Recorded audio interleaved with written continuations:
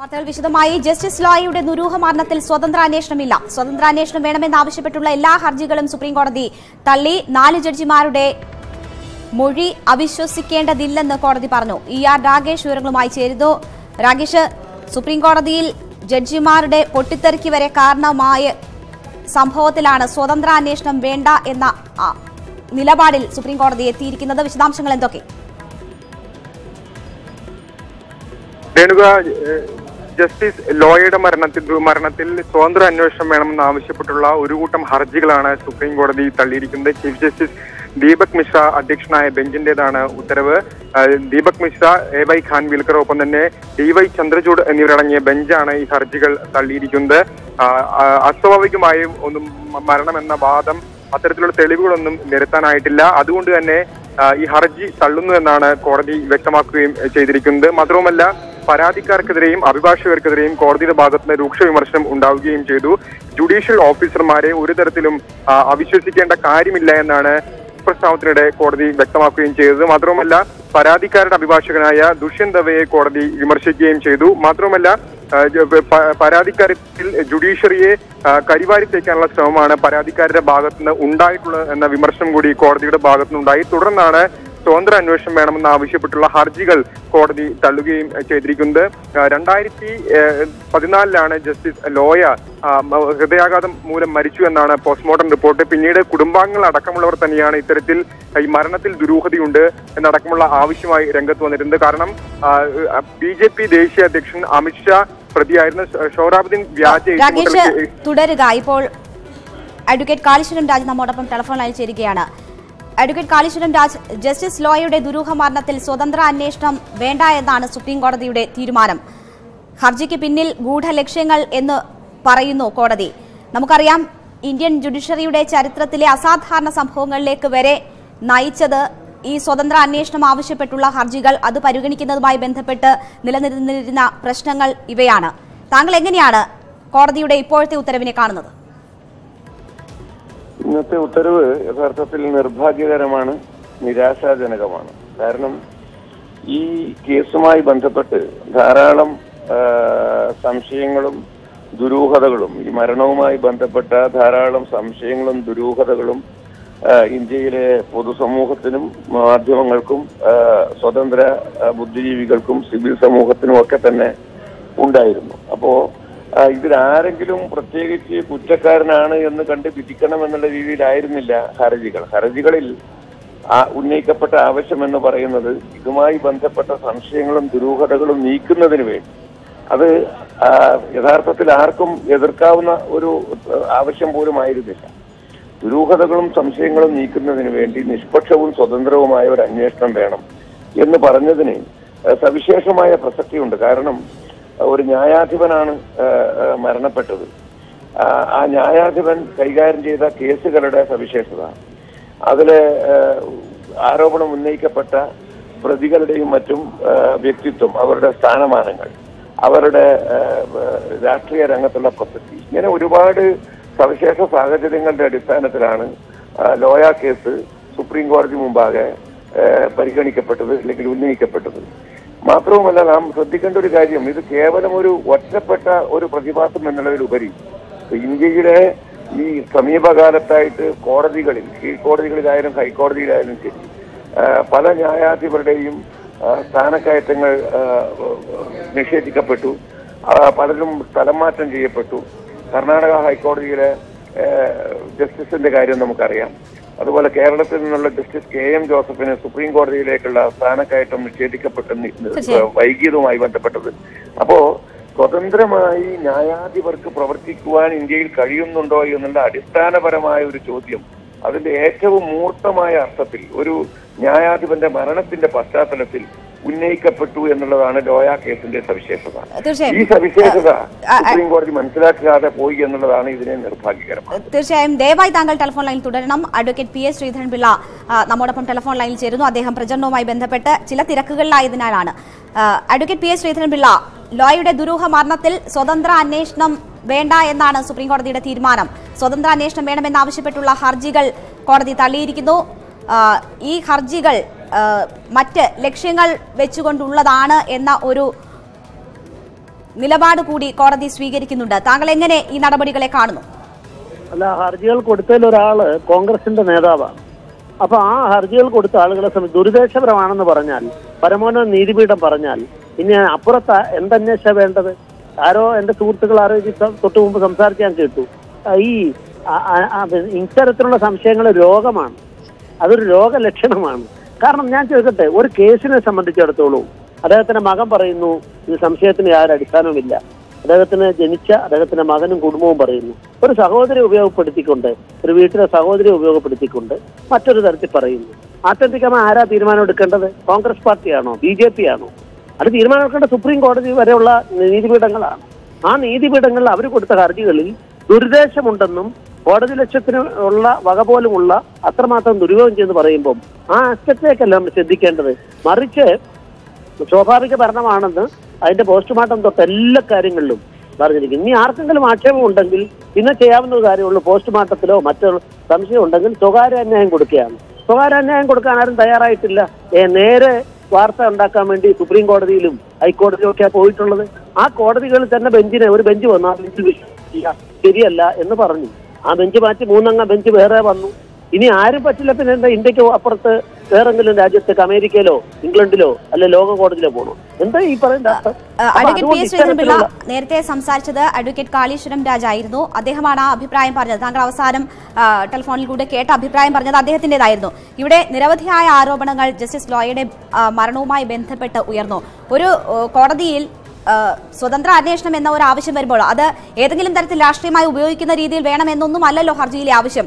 അതിൽ സ്വതന്ത്ര അന്വേഷണം എന്ന ഒരു ആവശ്യമാണല്ലോ അവർ മുന്നോട്ട് വെച്ചിരിക്കുന്നത്. അന്വേഷിച്ച് സംശയങ്ങൾ ആരുടേതായാലും അത് തീർക്കണമെന്നതാണല്ലോ. ഒരു മകൻ അങ്ങനെയല്ല എന്ന് പറയുന്നത് കേട്ടല്ലല്ലോ ഒരു കോടതി തീരുമാനമെടുക്കേണ്ടതും.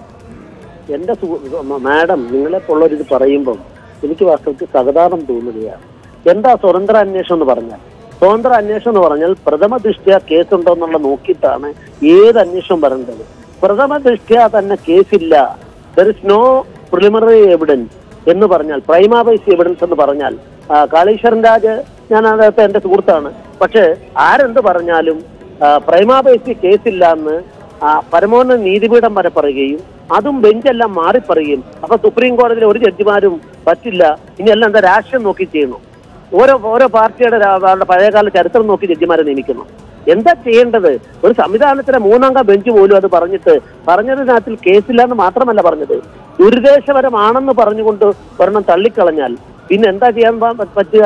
ഇതെല്ലാം ഈ കുപ്രചരണങ്ങൾ, ഇതൊക്കെയാണ് വാസ്തവത്തിൽ ഈ രാജ്യം നേരിടുന്ന വെല്ലുവിളി. അപ്പൊ താങ്കൾ തന്നെ പറഞ്ഞല്ലോ ഇവിടുത്തെ സുപ്രീം കോടതിയിൽ ഇങ്ങനെ ഒരു ആരോപണങ്ങൾ ഉണ്ടെങ്കിൽ അതിൽ സത്യാവസ്ഥ വെളിയിൽ വരുന്നതിന് ഒരിക്കൽ കൂടി ഒരു അന്വേഷണം നടത്തി കാര്യങ്ങൾ ആ രീതിയിൽ ഇല്ല, അതിലെ ശരിയും തെറ്റും കണ്ടെത്തുന്നത് തന്നെയല്ലേ എല്ലാവർക്കും നല്ലത്? ആരന്വേഷണം നടത്തണമെന്ന് പറയുന്നത്? നിങ്ങളെപ്പോലെ അജ്ഞത കൊണ്ട് ഇങ്ങനെ പറയരുത്. സുപ്രീം കോടതി മുമ്പാകെ ഒരു സ്വതന്ത്ര അന്വേഷണം എന്ന് പറയുന്ന സമയത്ത് സെൻട്രലിലെ CBIയോ അല്ലെങ്കിൽ ഇത് NIA വരാവുന്ന കേസല്ല. വേറെ ഏതാ സ്വതന്ത്ര അന്വേഷണം? ഒരു അന്വേഷണം ജുഡീഷ്യൽ അന്വേഷണം നടത്താൻ പറ്റുമോ? ജുഡീഷ്യൽ അന്വേഷണം നടത്താൻ പറ്റുമോ? ആ കുടുംബത്തിലെ ആളുകൾക്ക് അദ്ദേഹത്തിന്റെ ഭാര്യയ്ക്കും അദ്ദേഹത്തിന്റെ മക്കൾക്കും ആക്ഷേപമില്ല, സ്വാഭാവികമാണ്, ഞങ്ങളുടെ അച്ഛനെ വെച്ചിങ്ങനെ മുതലെടുക്കാൻ വേണ്ടി കേസ് കൊടുക്കരുതെന്ന് പറഞ്ഞുകൊണ്ട് അവർ രംഗത്ത് വരുന്നു. കൊല്ലം 2 കൊല്ലം കഴിഞ്ഞ ഒരു സംഭവത്തിൽ ഇതുവരെ ഒരു FIR പോലും, ഒരു പ്രൈവറ്റ് കംപ്ലൈന്റ് പോലും കൊടുക്കാത്തവർ രാഷ്ട്രീയ ലക്ഷ്യത്തോടെ വാർത്ത പിടിച്ചു പറ്റാൻ ശ്രമിക്കുമ്പോൾ അതിന് കൂട്ടുനിൽക്കുന്ന മാധ്യമധർമ്മത്തോട് എനിക്ക് യോജിക്കാൻ നിർവഹിക്കും. Advocate P. ശ്രീധരൻപിള്ള, താങ്കൾ അഡ്വക്കേറ്റ് കാളീശ്വരം രാജു പറഞ്ഞത് അവസാനം കേട്ടത് നമുക്കറിയാം. ഈ ഇന്ത്യൻ ജുഡീഷ്യറിയുടെ ചരിത്രത്തിലെ അസാധാരണ സംഭവങ്ങളിലേക്ക് വരെ കാര്യങ്ങൾ എത്തിച്ചത് ജഡ്ജിമാർ പരസ്യമായി മാധ്യമങ്ങളോട് സംസാരിക്കുകയും ഇക്കാര്യങ്ങളുള്ള അതൃപ്തി രേഖപ്പെടുത്തുകയും ചെയ്തതെല്ലാം ഈ സംഭവവുമായി ബന്ധപ്പെട്ടായിരുന്നു. ഈ ഹർജികളുമായി ബന്ധപ്പെട്ടും അത് പരിഗണിക്കുന്നതിനുള്ള ബെഞ്ച് രൂപീകരിച്ചതുമായി ബന്ധപ്പെട്ടും ഒക്കെയായിരുന്നു. ഇപ്പോഴും അതിന്റെ ഉത്തരവ് വരുമ്പോൾ പോലും ആ സംശയങ്ങൾ നിലനിൽക്കുന്നുണ്ട്. ജുഡീഷ്യറിക്ക് സ്വതന്ത്രമായി പ്രവർത്തിക്കാൻ കഴിയുന്നുണ്ടോ അതോ രാഷ്ട്രീയ സമ്മർദ്ദങ്ങൾക്ക് കീഴ്പ്പെടേണ്ടി വരുന്നുണ്ടോ എന്ന സംശയങ്ങൾ ഉയരുന്നു എന്നതാണ് അദ്ദേഹം പറഞ്ഞു വെച്ചത്. ആ സംശയങ്ങൾ ആരിലും ഉണ്ടാക്കില്ലേ ഈ ഉത്തരവ്? കാളീശ്വരൻ രാജ് പറഞ്ഞത് തെറ്റാണ്. കാളീശ്വരൻ രാജ് അത് പറഞ്ഞത് തെറ്റാണ്.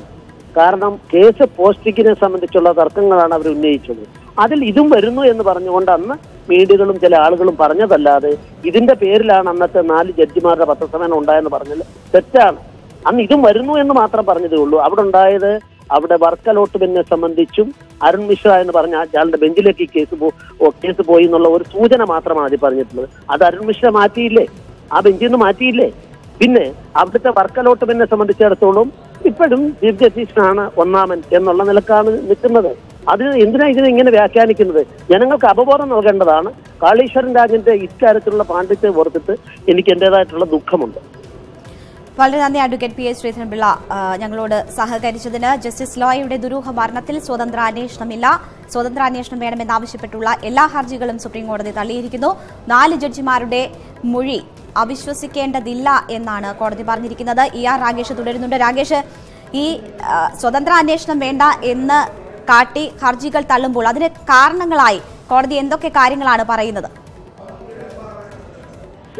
പ്രധാനമായും ഒരു കൂട്ടം ഹർജികളാണ് ഈ കേസിൽ സുപ്രീം കോടതിയിൽ സമർപ്പിക്കപ്പെട്ടിരുന്നത്. അതായത് ജസ്റ്റിസ് ലോയയുടെ മരണത്തിൽ ദുരൂഹതയുണ്ട്, ഹൃദയാഘാതമാണ് എന്ന് മെഡിക്കൽ റിപ്പോർട്ടിൽ പറയുന്നുണ്ടെങ്കിൽ പോലും ECG അടക്കം കാര്യങ്ങൾ പറയുന്നില്ല. മാത്രവുമല്ല കുടുംബവും ഒട്ടനവധി സംശയങ്ങൾ ഇതുമായി ബന്ധപ്പെട്ട് പറഞ്ഞിരുന്നു. പ്രത്യേകിച്ച് ജസ്റ്റിസ് ലോയയുടെ സഹോദരനും അടക്കമുള്ളവരാണ് ഇത്തരത്തിൽ ഒരു വെളിപ്പെടുത്തലുകൾ നടത്തിയിരുന്നത്. ഒരു മാഗസിൻ നൽകിയ അഭിമുഖം പ്രസിദ്ധീകരിച്ചു വന്നതോടുകൂടിയാണ് ഇതുമായി ബന്ധപ്പെട്ട വിവാദങ്ങളും ഉടലെടുക്കുകയും ചെയ്തത്. അതിൽ പ്രധാനമായും പറഞ്ഞിരുന്നത് കോഴ വാഗ്ദാനം ചെയ്തിരുന്നു. മുംബൈ ഹൈക്കോടതി ചീഫ് ജസ്റ്റിസായ ജസ്റ്റിസ് മോഹിത് ഷാ കോഴ വാഗ്ദാനം ചെയ്തിരുന്നു, അനുകൂലമായി വിധി പ്രസ്താവിക്കണമെന്ന് ആവശ്യപ്പെട്ടുകൊണ്ട് എന്നായിരുന്നു പ്രധാനപ്പെട്ട വെളിപ്പെടുത്തൽ. ഒപ്പം തന്നെ അതുകൊണ്ട് തന്നെ വലിയ സമ്മർദ്ദത്തിന് അടിമപ്പെട്ടിരുന്നു ഇദ്ദേഹം എന്നാണ് കുടുംബാംഗങ്ങൾ വെളിപ്പെടുത്തിയിരുന്നത്.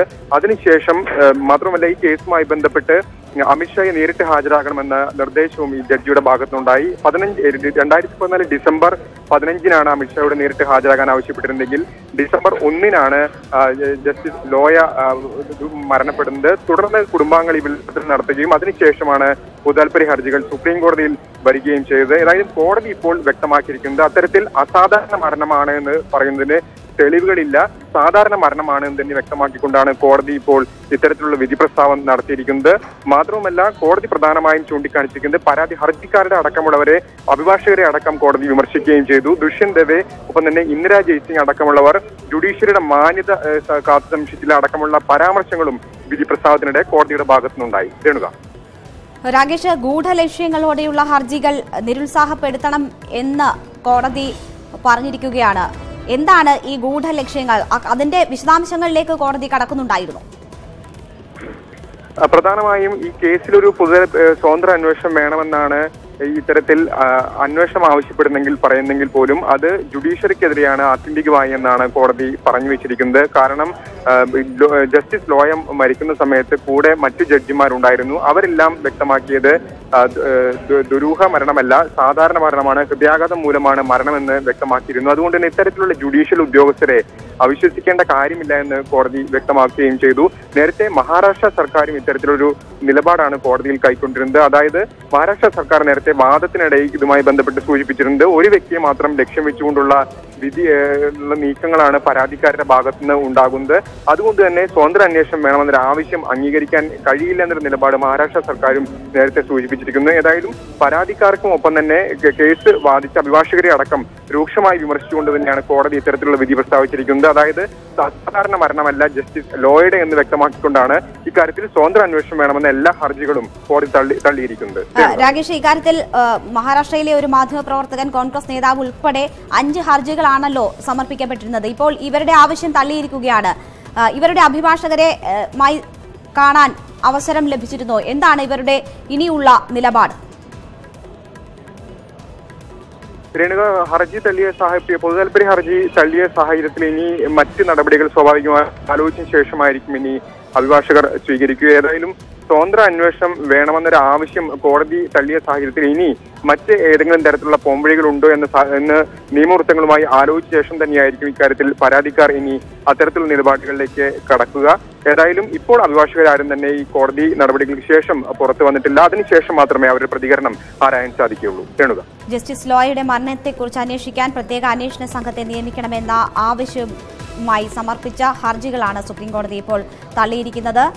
ചീഫ് ജസ്റ്റിസ് ദീപക് മിശ്ര അധ്യക്ഷനായ 3-അംഗ ബെഞ്ചാണ് ഹർജികൾ തള്ളിയത്. ഗൂഢലക്ഷ്യങ്ങളോടെയുള്ള ഹർജികൾ നിരുത്സാഹപ്പെടുത്തണമെന്നാണ് കോടതി പറഞ്ഞിരിക്കുന്നത്. സ്വതന്ത്ര അന്വേഷണം കേസിൽ ആവശ്യമില്ല എന്നും കോടതി പറഞ്ഞിരിക്കുന്നു. 4 ജഡ്ജിമാരുടെ മൊഴി അവിശ്വസിക്കേണ്ടതില്ല എന്നും കോടതി പറഞ്ഞിട്ടുണ്ട്.